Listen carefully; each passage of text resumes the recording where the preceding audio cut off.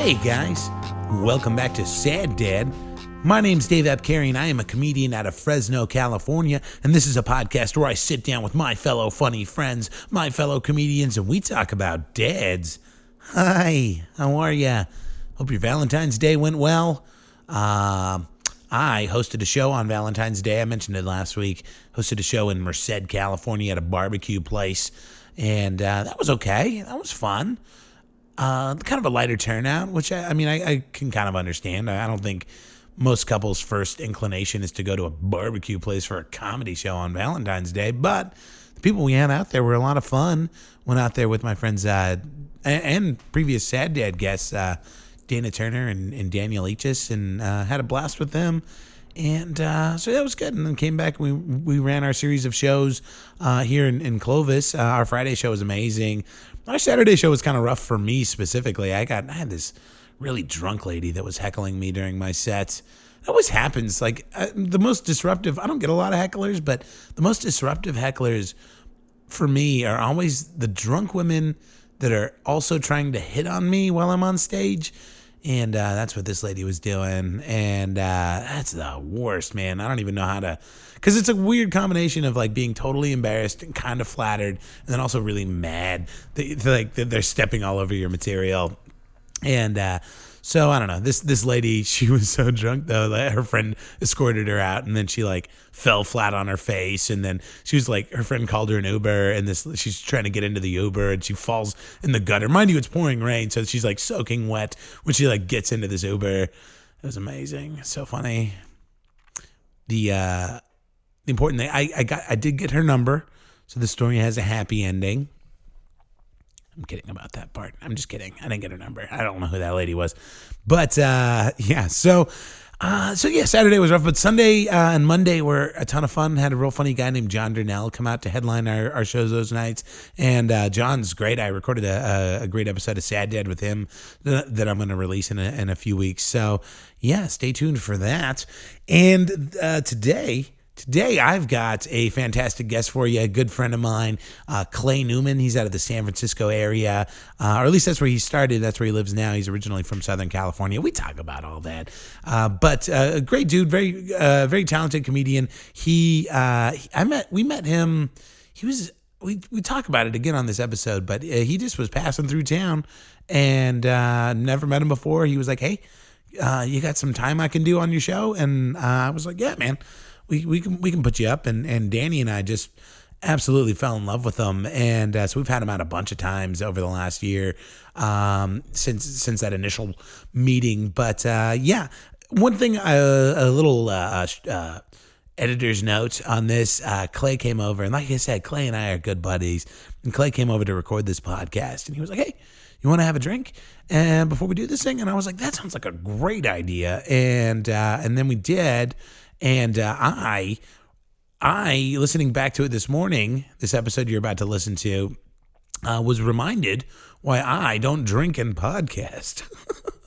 Because Clay's a great guest. I'm not sure I'm a great host on this episode. I tell a couple of stories that just don't go anywhere. I thought about editing them out, but I was like, I'm going to take this one on the chin.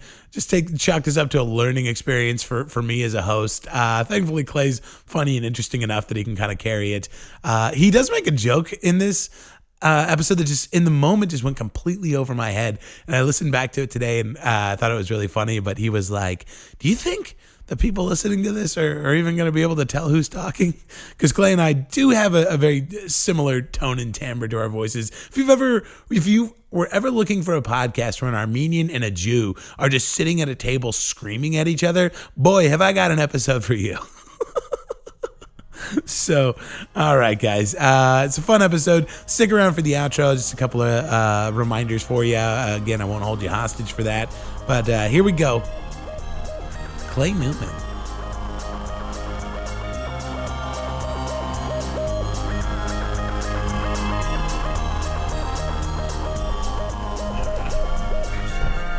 Bad boys on.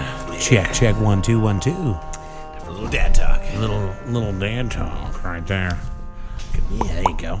Go without popping my peas. This is exciting. I made that made that. Really? You didn't buy that? No, I found it. And then I drilled some holes in it. Was the first time because you were coming back from, what was it, the World Series of Comedy when you hit me? You remember that? Yeah. The first time you did it? Did Fresno? Was that the first time you'd ever done Fresno? Or had you ever? I had done a roast here. We did the roast of Donald Trump here in Fresno. No shit. Yeah. That was a while ago. That was when he first made a presidential bid, and it was just funny. Not like a serious threat to our democracy. Yeah, not yet. existential terror. Exactly. And that was actually pretty fun because we did Monterey and then we did Fresno, and obviously being assholes in San Francisco, we're like, all right, Monterey's gonna be okay, but how the fuck are we gonna make fun of Trump in Fresno? It's his people out there. Right. But it was great because we just got every super liberal person that was here that's like, we're never gonna get this chance again. Right. This is a safe space to make fun of this idiot. Yeah, because I imagine, if you're putting up like the roast of Donald Trump, like Trump supporters aren't going to come to that. So, Correct. Yeah. Though apparently in Monterey they fucking did. There was like an actual delegate, and we talked to him afterwards. He's a nice guy. Yeah. And he was saying, it's my job to vote, and if the people tell me to vote for somebody, I'm probably voting for Donald Trump. I'm like, wow, that doesn't seem like democracy at all. Yeah, no, it doesn't. That's wild. I don't. Where were they doing that show at? Do you remember? I'm trying to think of like what room that would happen, or were you guys just like a traveling like Trump roast act? No, we didn't have like one of those fancy old carts where a stage pops out and then we perform. It wasn't like the Ballad of Buster Scruggs. Yeah, like pulled by two oxen. Okay, right, exactly. Yeah. Or just like the biggest comedians have to pull it. We can't afford oxen. You can roast me and make me pull the cart. This is bullshit. This is oxen. He's got a tight 5. Yeah, exactly. We performed. It was a small space that was next to a giant theater. And when I first showed up, I thought we were going to play at the theater. I forget what it is. Huge, beautiful outside area. And every single person in line was Indian. Like, all right, this is specific. Like they're all like just like Sikhs. Like they had the headgear on and everything. I'm sounding headgear's not the right term at all. It's not the right term. My listeners are cool. Don't worry. Yeah, but it was so funny because like, all right, fucking. Yeah, Sikhs really hate Donald Trump. I guess there's a shitload of them here. It's more than I expected, but this is cool. It's going to be a fun audience. But they were there for something else. Oh, gotcha. We were at a much smaller theater. That's funny. Yeah, it must have been the Crest Theater. That sounds right. I think. Yeah, that's great. Did you grow? I mean, I know you're out of San Francisco, but like, where did you grow up? Did you grew up in Ventura? Oh, okay. Yeah, which is nice. Kind of Fresno by the sea in a lot of ways. Yeah. That's Southern California, right? Yeah, Southern California. It's kind of halfway between LA and Santa Barbara. Okay. Yeah. What's Ventura like? That's cool, man. Pretty much 75 degrees year round, which is like really, it spoils the shit out of you. Like anything above 80 and I get real whiny now. It's not good even still. But cool town. Everybody either surfed or adamantly hated surfers because that's how growing up is. If everybody likes something, you're like, fuck that forever, man. I hate surfers. You gotta have a counterculture. Yeah, exactly. Yeah. So I was somewhere between the two. Like I would surf, but then I would also play Dungeons and Dragons with the people that hate surfing. Yeah. It wasn't bad. What were you like as a kid? Were you kind of? I was a theater kid. In like at least, even in middle school and shit, I was going to theater summer camp. Never an athlete. I went and tried out for baseball in high school, and I kind of thought it was like auditions, so I just showed up to one of the days, and I'm like, I took a couple cuts, they saw me, I'm going to leave, and did not make the baseball team, which probably funny. For the best. Yeah, that's real. I always forget that you're an actor. That's pushing it, but I did it for a while. I mean, I was always the goofy character anyway, so I probably should have just started comedy when I was 12. That would have been much easier. Did you have, I'm going to ask you about your comedy in a little bit, but did you have like actors, like people that you really looked up to in the acting world? Sure. I mean, growing up, I pretty much liked anybody who worked with Mel Brooks. There's, I don't know, that was definitely my sense of humor. Yeah. But the puberty of my humor was just started at Mel Brooks. Like that was the first thing that gave me a comedy boner for sure. And I loved all the SNL people. Sure. Like, we had everybody thinks their generation was the best. I don't know if ours was, but it was real fun getting to watch Will Ferrell and Molly Shannon. Like the mid-90s. Oh my God, to early 2000s. So that was definitely a dream, is to get to do that. Yeah. Oh, that's real. You still have that? Oh man, I think this is like the first thing that I'm like aged out of at this point in comedy. It's rough. Like, I could maybe write for him if they asked me. Sure. I'd come do it. Yeah. I was listening to I think it was Seth Meyers was on Hot Ones or something. I was watching that, and he talked about his first ever appearance because he was writing for SNL, and he and I guess he was a cast member, but like he was like a low level cast member, and I guess they like throw those guys a bone every season, like you get to appear in at least one sketch, right? No matter what, just so your mom doesn't think you're a liar when you told her you're on SNL. And he just got so caught up in the moment. Of like he's supposed to be playing this reporter in like one of those pools of reporters that ask a question, and he just whiffed his first line. Like it cuts to him and just dead-eyed, like looking at the camera, thinking about how he's like, oh my God, I'm on SNL, and then he just like misses his line. Oh no. Yeah, and I mean, I don't know where I'm going with that story. You made me. I don't normally drink when I podcast. So. Oh, you didn't have to. It's too late.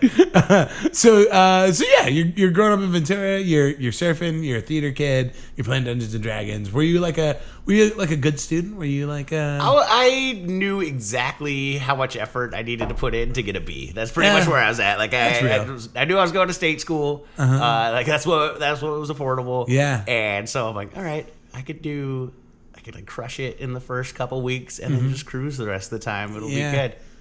Were you like were you a big personality even back then? Were you kind of like charming your teachers and stuff? Yeah, I mean, I got pretty far with a lot of teachers just by not even being charming, just by not being an asshole to them. We had so many dickheads at our school. Shit. I had a Spanish teacher that would just straight up let me cheat just because I was one of the non-rude people in her class. Just wherever she caught me, she's like, all right, just turn it in there, Clay. That's all the cheating you get to do. Like, all right, well, I got pretty far, so that's great. System. Yeah, because so you were dealing with like the stereotypical like Southern California bros. Was that a lot of your yeah.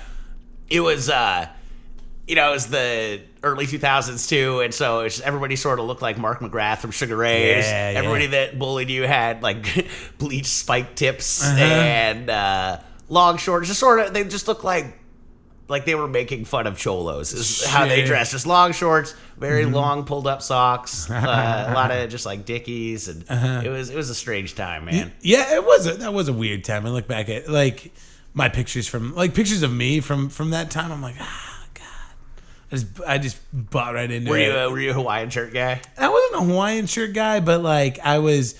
I can like actively remember like I would do silly things like I would like bleach my hair and then I would like spike it and stuff. It was sort of like a weird punk rocky thing, but not like it was not like the spiky spike, but like kind of like the punk rock like the Liberty spike almost. Right. But like it was still like I look back on it, it's so broy. Like I was thinking about that too. I remember like being that age and being like, man, I'm never gonna have that age where like old people like cringe at like how they used to be. That's just not me. I got lucky. Like and then I got to the age. I remember getting to the age and looking back at the old pictures of myself, and I'm like, oh no, yeah. Like I was a shithead. Like, but I can vividly remember thinking like, oh, I just got lucky. I'm gonna always be cool. Dude, I don't know if I've ever looked more than a year back and thought, I'm doing this right. I don't know if it's ever happened. Oh man! So in like growing up, I mean, you mentioned like Mel Brooks and Saturday Night Live. I mean, were you kind of like a comedy nerd? Like, I definitely watched more comedy than the average kid. Like, sure. Most people. When do you think most people see their first stand-up special? Like, I don't know. When they'll see like one or two in high school. Yeah. Everybody watched Dane Cook, but like I watched like any half-hour special that came out of Comedy Central. Sure. Got a real deep memory of comics that are still hitting clubs, but nobody knows who the fuck they are anymore just because they have like one really dope special on Comedy Central. Yeah, and they're still using that credit. Exactly, yeah. Which is fine. It's a great credit. I wish I had that credit. From 2002. It was a golden era. And that's funny. Yeah, I remember listening to more. I listened more to comedy albums, I feel like, than I watched comedy specials. Like, I just remember being in college and listening a lot to a lot of like Brian Regan. Like, Oh yeah. yeah, it was great. But what was the moment where you were like, I think I'm a stand-up comedian? Like, Well, what sparked that? I did like the theater thing for so long, and I was doing that, and it sucked. Just you can get work, but every time you got into a show, you'd have to quit whatever job you had because it was so time-consuming. Right. Just every night for a couple months, you got to go to rehearsals. Yeah. So you're like, sorry, boss, I got to go do a Yeah, fellow. yeah. or Nobody whatever. lets you have 2 months off. That's not a thing that happens. You got to quit it every time. Mm-hmm. And a buddy of mine had gone to a couple open mics, and she's like, "This is pretty fun. I think you'd be okay at this." And he just started dragging me to it. Yeah. And it was a slow start. I did really well, or at least I felt like I did really well my first one. Sure. Like, I'm doing this every day. Just enough to get you hooked. Oh, yeah, exactly. Like just well enough to do. Come back for the second one. Did horribly. Like, didn't show up for a few weeks. That's it was a exactly what slow happened start. to me, man. Yeah. I mean, it's scary. It's it's nice because somebody told me early, you'll never be the least funny person at an open mic, which is really true, and it's comforting because even if it's your very first time, somebody's going to be going through something, and it's going to be bad up there. Yeah. So even if you bomb, there's like at least 12 other people that did too. So you start to realize it's not the end of the world. Yeah, that was the advice that was given to me like really, really early on in regards to open mics. It made me feel a little bit better was like you can't bomb an open mic. It's because it's an open mic. Right. Like, and if you kind of go into it like, I mean, a book spot, opening spot, whatever, that yes, you can absolutely bomb there. But if you kind of like keep that in mind, like this isn't a real spot. This is just an open mic. And you're like, you can't bomb an open mic. I felt that was very like liberating for me. Yeah, like, yeah, it's true. I felt a lot more brave and empowered. Definitely. Especially early on. It was a little scary because in San Francisco, most comics got their start at this place called the Brainwash, which rest in peace. It's no longer around, unfortunately. That was a laundromat, right? It was a laundromat and a cafe and a bar. It was a wonderful place. You could buy any drug you wanted there. It was cool. This whole $2 PBRs. It was a wonderful place. Yeah. And they would actually they would get a crowd going on Thursdays, and it was so funny because they would do this thing where if you were new to the room, they'd make this whole big deal out of it. The host would say, "The next comic's new to the room, so that means give them," and everybody would yell, "A lot of love!" And you just start. Nice. It's beautiful. They give you this huge applause, and then as soon as the applause dies out, it's like, okay, they're watching now. It was so like you had a chance to kill, and then when you did it, you're like, fuck. Okay. I think that's so important, though. I mean, I really like that. Like, I hate a host that just shits on the comics. Yeah. And especially if you're brand new, don't be mean to that guy. Yeah. I don't know. I think you get one jab. You get one jab to try to get the audience back on your side. Because if you are the host and you gotta if you do have an audience at an open mic, you need to try to give the next comic a chance. So. Sure.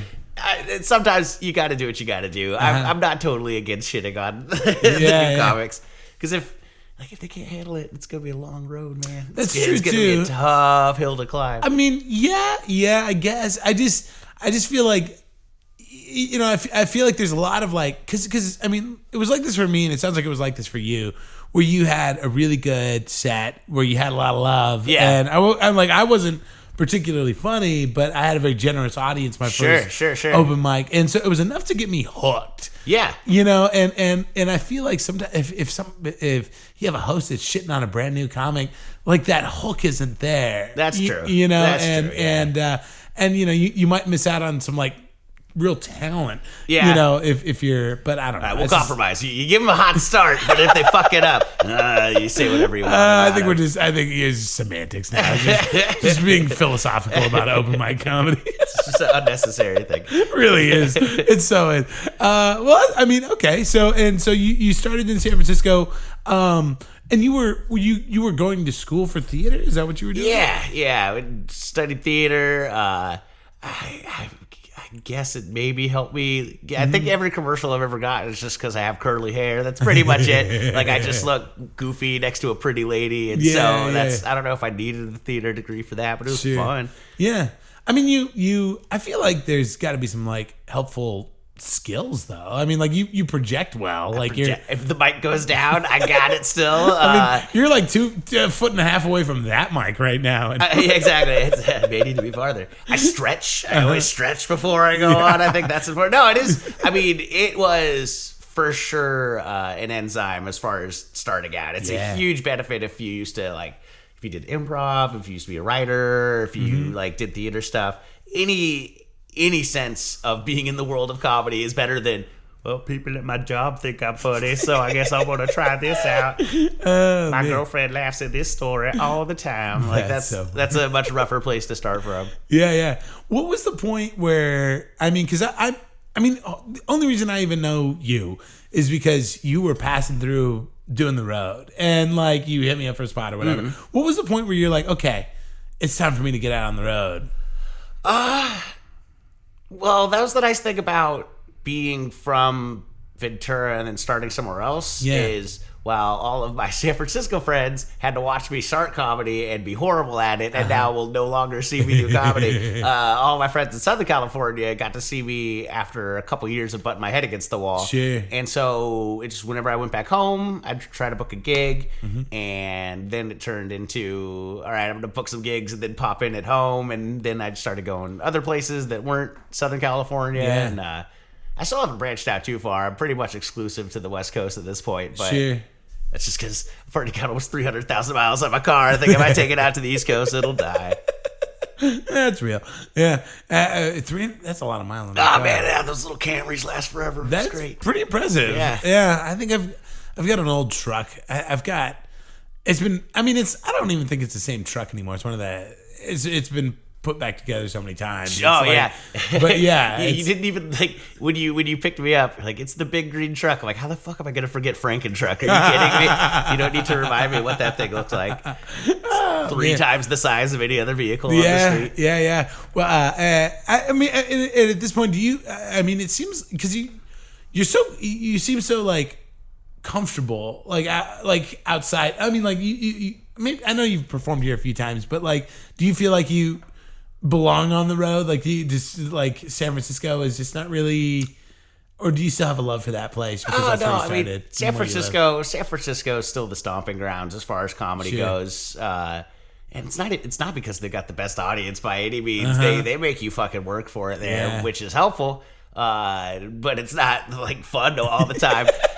But no, I dig it. I've definitely got a comfort with Fresno just because you guys put together such good shows. Thanks, man. Well, it's scary on the road. You don't know, the farther you get from society, like, you don't really know what the hell you're gonna get into. Yeah. And it's not like Fresno's a small city, but it is in the world of comedy, and so you don't know what people are gonna be like. But once you've been to a place before and you know, like, the producers have put a decent show together, then I fucking love it. It's great. It's great to just it's almost a vacation. It's almost there. That and I mean, I know Danny and I have both had our experiences with like less than hospitable producers. I mean, the show is one thing, but it's like, where am I going to stay? And like, oh, I can stay with you. Do you live in a flap house? You do live in a flap house. Yeah. This is gross. And so Danny and I both really make an effort to try to be as like hospitable and accommodating to like out of town comedians as we can, because we've been in that situation. Well, you have the perfect setup because both of you have kids sometimes. That's you have to keep your house decent enough to have children present, but they're not there when the comedians are. So really, everybody wins. Yeah. It's so funny. Like occasionally, like those worlds will like overlap where like I'll have my daughter on a day that like I have some comedians crashing with me, and sometimes they'll be like comedians I really like look up to and admire and have like insane credits, like Conan credits and everything else. And I'm like, to my daughter, I'm like, Abby, this is, whoever. And she's just so thoroughly unimpressed. Like, okay. I mean, comics have such horrible social skills in general too. I'm sure a conversation between like a child and a comic would just be one of them getting bored and wandering away. Yeah, I mean, that's real. But yeah, I mean, it's so funny, like the amount of credits, because usually, I think you've had to crash in my daughter's bed, because sometimes I'll put the comedians up in my daughter's room because that's like my spare bedroom. I don't have to do that now. Actually, I haven't shown you yet. I have a whole a whole new, like, I cleaned out that extra bedroom now. Oh, you got, like, Yeah. it's basically, now it is a comedy house at this point. Like, It really is. It's not a flop house, but you are just a... This is the one comedy house where I'm not afraid to touch stuff. Oh, It's that's pretty cool. nice. Yeah, thank you, man. Nothing sticky. That means a lot because I have stayed in some real shitty. Oh, areas. yeah. Like, That's not really- good. I remember I was staying at one comic's house, and like, everything was fucking gross. Like, Yeah. and I don't know what it was, but for some reason, like, I was in the bathroom. It was the morning I was leaving. I was brushing my teeth, and I was looking at the sink, and there's all these like black specks on the sink, and I'm kind of like, I'm like actively brushing my teeth, looking around, and then like I look over, and I see that one of them has like charcoal toothpaste, and so it was like the black toothpaste. Oh, yeah. And I'm like looking at all these like toothpaste like spit marks all over the sink, and for whatever reason, I think it was because my toothbrush was in my mouth already. My gag reflex was already kind of activated. Like I'm just like, That's so like that. I always wondered who that was marketed towards. Yeah. And it is the same person that would buy the pill that makes you lose 100 pounds in 10 days. Right. Like it is. Yeah. It is. I always thought like that was just for really pompous people, but like no, it's for dirtbags. Yeah, Like, yeah. Oh, about charcoal make my yellow teeth white. Like that's who that product that is for. tracks. Yeah. Oh, jeez. That's so funny. You're Clay Newman. Yeah. Oh, hello. Oh, hi. I guess can you people tell the difference between us? Can you tell who's talking right? And do we need to say who we are before we start each sentence? Because it's pretty similar. I do like a whole wraparound intro and everything, but and I'll introduce who you are when I release this episode. But whatever. But this is a show about dads, Okay. and we talk about dads, and you have a dad. Sure. Yeah. And I always like to start kind of like at the beginning. I know you're from Ventura, but where did your dad grow up? So he grew up. He started in Youngstown, Ohio, but his dad, my grandpa, moved around a bunch. Insurance salesman, went wherever the people needed the insurance. What kind of? Oh, an insurance salesman. Yeah. That's kind of. I mean, that's interesting. I'm fighting desperately to not be the third generation of Newman insurance salesman. That's It's so not that funny. riveting of a life. Do you have a lot of siblings? I never. Just the one. Just got a younger sister. Oh, word. Yeah. And so so he's growing up out in Ohio, you said? Yeah, so he started in Youngstown, Ohio, moved around to he was in Florida for a little bit, New York for a little bit. Yeah. Wound up going to college out in San Diego. Yeah. Have you ever been back to like his hometown in Ohio? No, I've never been out there. Yeah. Do you still have any like ties to that place? Does your grandparents live out No, I mean, I've got maybe distant relatives out there. He's still got friends out there. Like if I got gigs out there, I'd have some like random person I met when I was a child I could stay with, I'm sure. Yeah. But I never really felt the draw. Youngstown's a depressing place there? these days. What kind of town is that? It's just one of those towns that got ravaged by the auto industry going away and basically every form of industry going away. It's like almost a ghost town at this Is it point. really? Did they get hit pretty hard by the opioid thing too? I'm sure, yeah. I think everything in the Midwest is Yeah.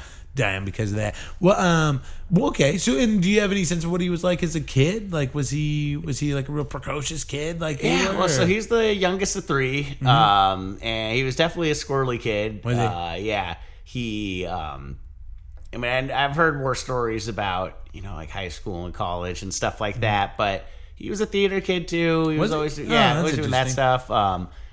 Definitely, just a nerd, like not a cinephile necessarily, but. He had his movies and he loved them. Like he had them memorized and watched them rad. over and over again. Did he ever get real serious about the theater thing, or? So he was thinking about going to college for it, and since his name is Paul Newman, he was gonna have to change his name. He was gonna go with Eddie DePaul, just like another classic Jew pretending to be Italian. Sure. And he ended up going with something more practical, which was recreation and development. He's like, I'll be like, basically his one job that he really liked growing up was a camp counselor. He's like, I'll just stick with that. Oh, that's so funny. I'll run a camp. And then he sold insurance. Was you mentioned it just a second ago that he's Jewish, you're Jewish. I mean, was that a big part of his life growing up? Or was he... Definitely more so him than me, because my mom's not Jewish, and so we would light the menorah and sing the song that I don't remember, and then we would just do presents on Christmas because it was just better. Fucking Hanukkah is like 6 days of school supplies, and then one maybe piece of chocolate. Like it's not ideal. So did he have the whole like bar mitzvah experience? Yeah, he definitely did. Because his parents are definitely practicing Jews. Like if anybody on that side of the family dies or gets married, everybody's got to bust out the yarmulkes and step on the glass and do the whole thing. Gotcha. I didn't know you did that at funerals too. You just step on the glass on the way out. That's not real. Oh man. So he's grown up in Ohio. Was he playing any like sports or anything? Was he like a real athletic guy? Or just a favorite kid? A little bit. So he's like one of his stories he likes to tell was when he was thinking about trying out for the college football team down at San Diego State. He went to watch the practice, and these guys are just huge. They're these fucking monsters. He's like, all right, I guess I'm not college football material. And then he found out that the San Diego Chargers were using their field to practice on. Oh, that's funny. So he's like, oh, well, okay, I'm probably going to, oh, well, too late now. That's funny. And so, so what was the point at which, so he's really into theater, but he kind of just decides to go with this recreational degree. What's the point that he gets into insurance, though? Was that the family business? You said he was... I mean, it's basically just after a handful of shitty jobs. I think the last straw before insurance was he was delivering potato chips or something like that. And so she's like, all right, well, I'm sick of being in this car and getting hemorrhoids all day, so time to call up Dad and ask about insurance. That's funny. Yeah. And what was he... I mean, have you ever talked to him about that? Did he ever... like regret not pursuing the theater a little bit more? Or did he... I mean, he never really dropped it. I'm sure he wish he could have done it full time, but he's still he's every 2 to 3 years he'll get the bug and go to a community theater play. And, that's kind of cool. Right now he's basically the youngest guy in the retirement community. Funny. He'd been kind of squatting there for a while because my grandpa had moved to Vegas. He was living in this 68 and over community, and so my dad went and was watching his house basically, and every time they would call, he would just say like, oh yeah, Mickey's not here right now. I'm his caretaker, and he just lived there illegally for a long time. That's so funny. Even after my grandpa died, he just they have no idea that he's dead. They just think he's sleeping all the time. Wow. Yeah, so just kind of hanging out. Turned it into a little... it's clearly a younger person there. Yeah. It's the only place that has a little tiki jacuzzi lounge in the retirement community. That's hilarious. Yeah. At what point in all of that does your mom come along? So she, they met in college down in San Diego State. So she was there, basically... he was probably a full-time weed dealer when they met. Then the last straw with that was somebody owed him a bunch of money, so he stole his motorcycle. And Mom's like, all right, no more weed dealing. And then he had to drive the potato chips around. I'm sure there are gaps in the timeline there. That's so funny, though. But he basically, your Mom's like, okay, you need to go straight. Yeah. That's hilarious. So he was kind of a bit of a rebel there. Yeah, no, he was definitely, he was a weed guy. He had the big, long... shoe fro and real stupid 70s mustache. And he leaned into it. I like that, though. Yeah. Was he... obviously... not to say your mustache is stupid. You've got a nice modern mustache, not a stupid 70s mustache. I didn't take it that way at all, but thank you. Was he... okay, is he really kind of like a... Is he still kind of a left-leaning, liberal kind of guy? Oh, yeah, definitely. Cool. It's if you find him on Facebook, it's a lot of yelling at his conservative friends back home. And I like that. Everybody seems kind of equally ignorant. All right, well... I'm pretty sure you just directly quoted Bill Maher, and so I think we need to do a little deeper reading. It gets better than that. Sure, that's fun. Because my dad was a real hippy dippy dude, but now he's really conservative. Yeah, and listens to talk radio and Rush Limbaugh and stuff. Definitely. And I like the old guys that hung on to that hippie spirit. That's great. Yeah. It's it's less of a rarity than it used to be. I think because the generation before them never got to be hippies, Sure. So they really had to catch on late in life. Yeah. So what is it? So your mom and him are they?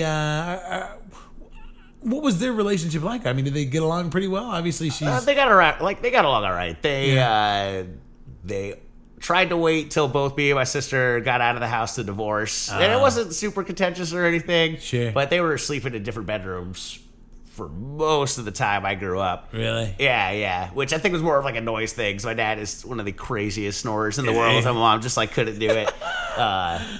And my sister was like a year and a half away from graduating. And they're like, nope, we're out. And that was it. But they're tight now.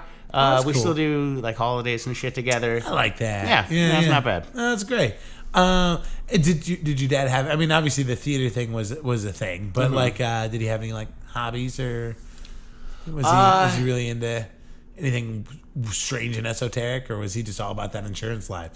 No, I mean, insurance was just work. But, I mean, he's a big music guy. He, played the drums. Yeah. Never really got, like, a group together or anything, but just liked to jam. Yeah. Just a dad band. Yeah, exactly. Like, still a big pothead. I want to join a dad band when I get older. I've got some friends, like, Ventura is actually full of dad bands. A lot of my friends from growing up, their dads are in dad bands right now. Like, any bar around 7 o'clock in Ventura has just got a lot of kindly-looking dads playing some sweet old tunes for you. That's fun. And what was he? What was your relationship like with him growing up? That was good, like we fought and everything. I was the first kid, so sure. Like I was an asshole. They made their mistakes too, and just like it was fine. Coached Little League most of the time I was there, so that was nice to have him around for that. Yeah, he was a real supportive dude for sure. Yeah, that's great. Yeah. Were your folks married a long time before you came along, or did they have you probably about 5-6 years? Oh, okay, yeah, it was definitely a planned thing. Gotcha. Yeah, that's nice. Yeah, and you weren't doing some weird little accident. Right? Yeah, exactly. They didn't have to scramble to get their shit together. Like she made him get his shit together early. Yeah. Well, that's nice. And what was? I mean, do you remember like the point at which you started to like? I mean, or I guess were you even like really aware of like your parents' like contentious relationship, or did they hide it pretty well? I mean, they fought for sure. Like I was like painfully aware of their like marital status because every Friday we would have to go. Me and my sister would go spend the night at my grandparents, and my dad just straight up told us like Friday's fuck night. I'm like, god damn it! You could have just said date night. And, do your thing. It's a little romantic though. They were making some time for each other. Yeah, definitely. It was like there was only one awkward moment with Fridays where I tried to like. So I was finally able to get a car, so I'm like, all right, I don't have to be at fucking grandma's all night anymore. So I went home to like get the family bowling ball, and I'm just like. Just couldn't run through the house fast enough because there's just noises. There's just noises there. Yeah. I didn't even know like what room they were in. It just sounded like I was surrounded. It was horrifying. They're just fucking everywhere. Yeah. They're in the ceiling. Ran out through the backyard like I don't need this. That's really. How did they end up in Ventura? Because your dad's from Ohio. They met at San Diego State, and then you ended up in Ventura. My mom grew up in Ventura, so that was probably a pretty big factor. But. I mean, San Diego's probably one of those places that spoil you otherwise, too. So even though he's from the Midwest, you get that taste of Southern California weather, and you just want to stay down there. You just get hooked. Yeah, exactly. And what, I mean, because you mentioned you have a younger sister. What's the difference in age? She's about 5 years younger. Okay. Do you feel like they were any different for her as far as parents go? Or, I mean... I know sometimes, like when you have a gap like that and like a different gender, like do you feel like she got? Well, so she got like her time alone with them was in high school, and my time alone with them was as a baby. So like she was definitely like when they had time to focus on her as a high schooler versus. Just having to worry about me and then she's doing her own thing. Yeah. Then they just realized like how much more of a fuck up she was in high school. And she was a huge asshole in high school too. Sure. And so that like they had all the time to focus on that because I was off in college. Right. But no, they're all super tight because she lives in Santa Barbara. My dad's just like 20 minutes south of that. Sure. So they're close. Are you and your dad still close these days? Yeah. I mean, we talk pretty often, mostly just text now for whatever reason. Sure. It's important that his girlfriend is included. So now every time I text him, it's like, would you mind texting the me and Teresa thread? I'm like, God damn it. Jeez. Yeah, I guess I can. Okay. I just needed to figure out what your Netflix password was, but I guess Teresa needs to be in on that as well. Sorry for leaving her out. Have you met her? Yeah, it sounds like you met her. Yeah, I met Teresa. Is she cool? No, she's great. She's awesome. I love Teresa. And she's like, Teresa's the kind of person that she on Facebook. She probably one of my favorite posts I've seen on there for a while, because at a certain point, like. And when I say this age, don't take it personally. If you're over this age, I'm sure you're cool. But if you're over 50, you're done with Facebook. You're off. Like Danny maybe gets a pass just because he's in comedy, but like everybody over 50 just needs to fucking stop. Or if you just joined Facebook within the last year, you're too late. It's like you're not gonna catch up. Missed the boat. Yeah. Exactly. You're gonna be very confused, and you're gonna confuse other people. Right. And so she put on there. Sorry, kids, but it's Friday and I love this song. And then it was R. Kelly's whatever it was, like whatever fucking R. Kelly song. Yeah. And then my sister's like, "Hey, Teresa, you probably shouldn't start this one with 'Sorry, kids.'" And then she got so upset, like, "You do not need to embarrass me in public like that." I'm like, "You." Are so fucking clueless. I just did what are you talking about? But your sister sounds funny as fuck. Yeah, she's good. She's on top of her shit. Oh, that's great, dude. My mom recently, she needed some like information about this house, like because there was some like insurance thing that they needed, and like because this house is a mobile home, technically it has like a VIN number. Yeah. Like this house has a VIN number, and I couldn't find it anywhere, and I Googled it and. I found that sometimes they put like a sticker like under the sink, and I found it, and so like I like took a picture of it and I sent it to my mom on her phone. Yeah. So my mom needs to get this information from her phone to her computer. So what she does, the simplest and most intuitive way for my mom to make that happen is to post that picture on Facebook, hop onto her desktop, and then download it from her desktop via Facebook. Yeah. And the worst part was she got 2 likes on it. That's hilarious. Yeah, that's my favorite part of the people who are new to Facebook, where if you just see, like, I'll just see somebody post something sad, it's like, "Just lost my cat," and then just hit 1 like from grandma, like, "Oh yeah, grandma hates your fucking cat." What did your dad think of you getting into comedy?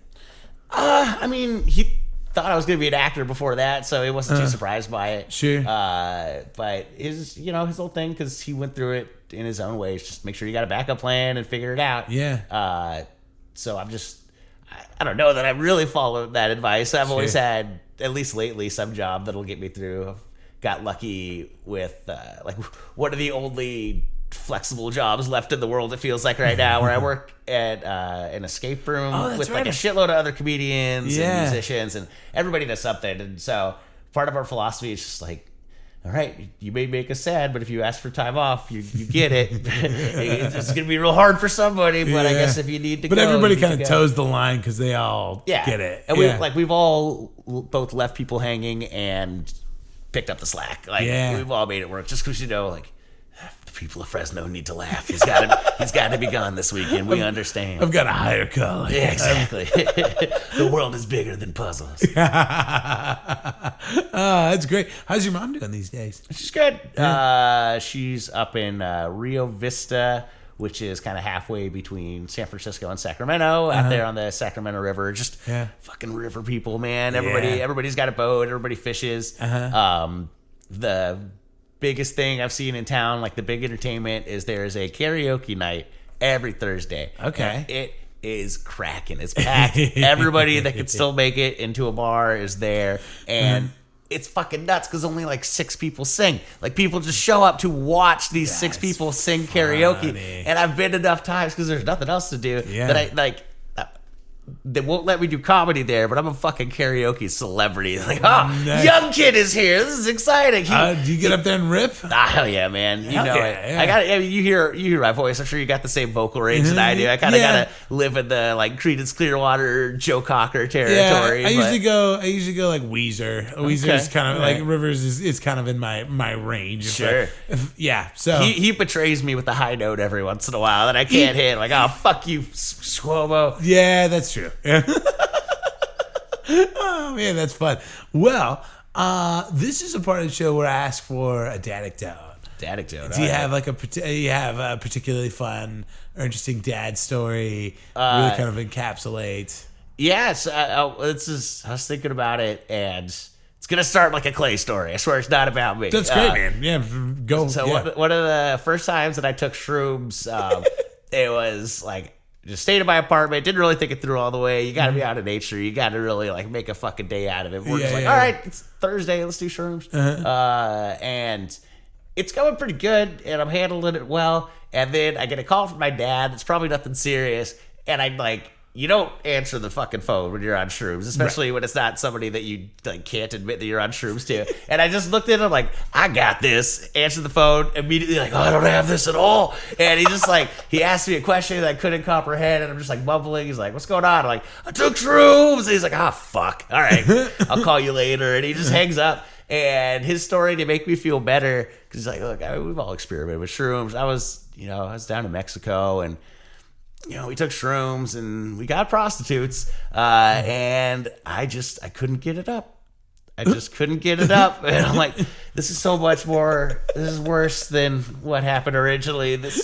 Could you have just been mad at me? Like, I didn't need to know this part. Why, like, your story's so much worse than mine. Why did this have to? Yeah, okay. I need to hear about these Mexican hookers. But I just love his mentality. Like, it was somewhere between, like, I want to comfort him, but I'm gonna one up this kid a little bit. Like, you're like, yeah. You're fucking with shrooms. But you're not cool. Though. Yeah, it's just a weird flex. Yeah. But that's just like, I couldn't get that image. Like, I still to this day, just that's what I think of, like my dad in his youth. That's the first thing that flashes up in my head. It's just him like upset at his penis while I'm on shrooms. Just like, why would you betray me like this? And he just said like he was mad, but he couldn't stop giggling. And it's like, that sounds that's so good. funny. Was that post divorce? I mean, like, no, this was just like a college fling. Oh, okay, gotcha. Yeah. This was because when you're in San Diego State, why would you not do shrooms and weird. get a Mexican prostitute? I feel like there's a big chunk of your dad's history we missed out on. Yeah, man, I've gotten pieces.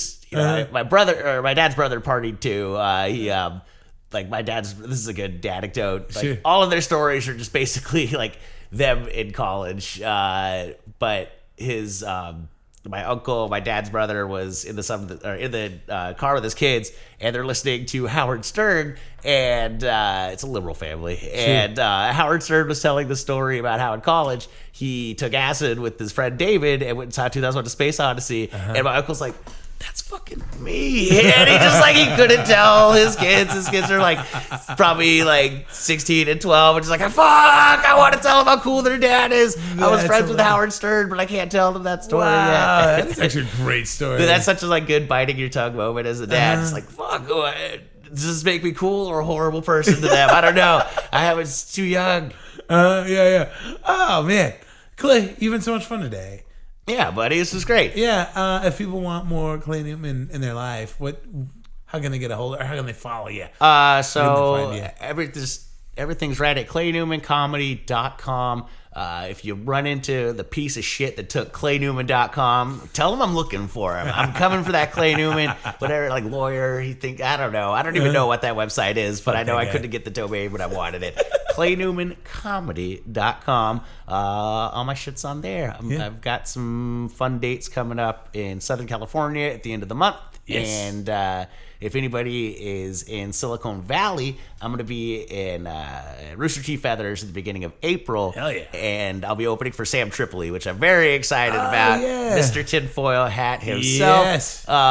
He's performing down here in a couple weeks, too, I think. Nice. Yeah. Nice. He's great. Yeah, Sam Tripoli's a sweetheart. He's the most famous Armenian comedian, I think. Oh, okay. Yeah, that's true. Yeah. I'm trying to think of who would. I can't. Yeah, I think I'm sure there's somebody who, like my dad, would be pretending to be Italian. I think that's another thing that Armenians and Jews have in common. We're just like, it's easier if we're Italian. Yeah, 100%. Like, he's kind of pass it. Like, we're able to pass, maybe even a little more so than the Jewish people. But yeah, we've just got the noses. You've got the tans. Yes, and like we just swarthy, just generally swarthy, exactly. And I mean, I feel like if I was like I'm Greek, you'd be like, yeah, okay, like fair, I'm just like a person in the world. Yeah. Awesome, man. Well, thank you so much for being here. You're welcome, buddy. You were great.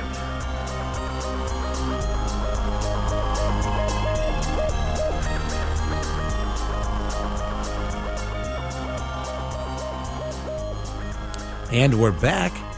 Clay Newman, everybody. It's great, right? he tells that story about his stepmom, and he actually asked me not to tag him in the posts on social media because of that story.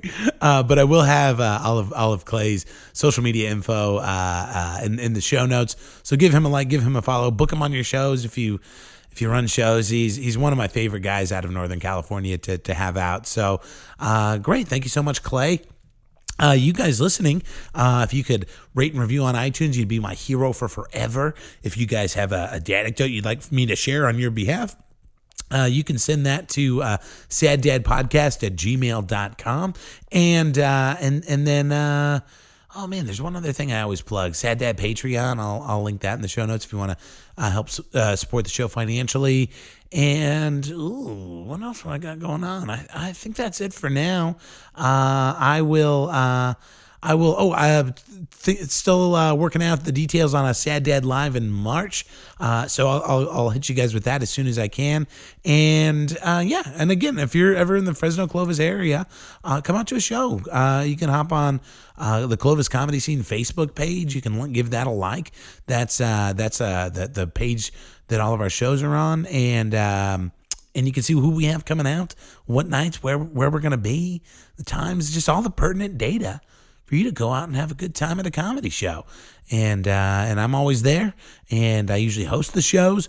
If I'm not hosting, I'll be doing a longer set somewhere in the middle. Sometimes I headline. Last night I co-headlined the show with my partner Danny Minch. So I'm going to be up in Santa Cruz next week. If you're out of that area, come see me. I'm going to be doing Rosie's, and there's another spot I'm doing. And then I'll be down in Southern California next month doing a few spots. So, if you're from either of those areas, hit me up on social media, and I'll give you the details. So, guys, thank you again, and I'll be back next week. Great episode. Again, I mentioned her last week. Anique Adele, a real funny comic out of San Francisco also. She bounces back and forth between San Francisco and Southern California, but recorded a fantastic episode of Sad Dad with her, so I'll have that for you next week. But that is it, guys. Adios.